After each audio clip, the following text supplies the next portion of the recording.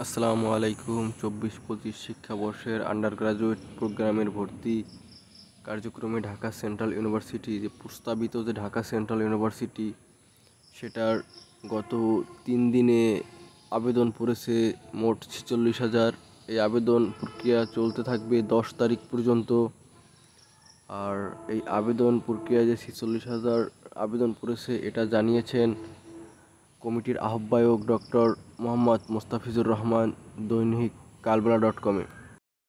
ভর্তি কমিটির সূত্র থেকে জানা গেছে যে বিজ্ঞান ইউনিটে আবেদন পড়েছে 17,940টি, কলা ও সামাজিক বিজ্ঞান ইউনিটে আবেদন করেছেন 15,885 জন ও ব্যবসা শিক্ষা অনুষদে আবেদন করেছেন 12,366 জন। আবেদন সংখ্যা আরও বাড়তে পারে।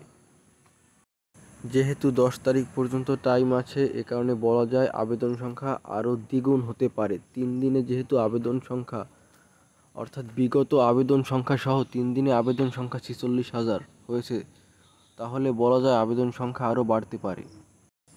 সিট সংখ্যা পর্যালোচনা করলে পাই যে বিজ্ঞান ইউনিটের জন্য ঢাকা কলেজে 775টি, ইডেন মহিলা কলেজে 876টি, তিতুমীর কলেজে 820টি, সরকারি বাংলা কলেজে 711টি, বেগম বদরুন্নেসা সরকারি মহিলা কলেজে 576টি, সরকারি শহীদ সোহরাওয়ার্দী কলেজে 520টি ও কবি নজরুল সরকারি কলেজে 495টি সিট বরাদ্দ করা হয়েছে।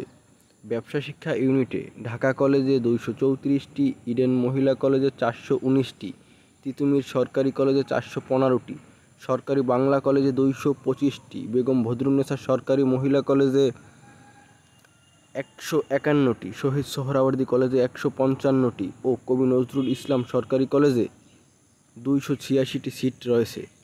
কলা ও সামাজিক বিজ্ঞান অনুষদের জন্য ঢাকা কলেজে 681টি, ইডেন মহিলা কলেজে 785টি, সরকারি তিতুমীর কলেজে 765টি ও কবি নজরুল সরকারি কলেজে 529টি সিট। তো যতটুকুই আপডেট আসছিল আমি তোমাদের জানালাম। আর এবছরে হয়তো 24 ব্যাচে এটাই তোমাদের লাস্ট পরীক্ষা। তারপর থেকে তোমরা প্রপারলি সেকেন্ড টাইমার আশা করি সবাই পরীক্ষাটি দিবে এবং ভালো ফলাফল করবে তোমরা সবাই। তোমাদের জন্য দোয়া রইল। আজকের জন্য এই পর্যন্তই। আসসালামু আলাইকুম। সবাই ভালো থাকবা। আমার চ্যানেলে যারা নতুন সবাই প্লিজ সাবস্ক্রাইব করে দিবা।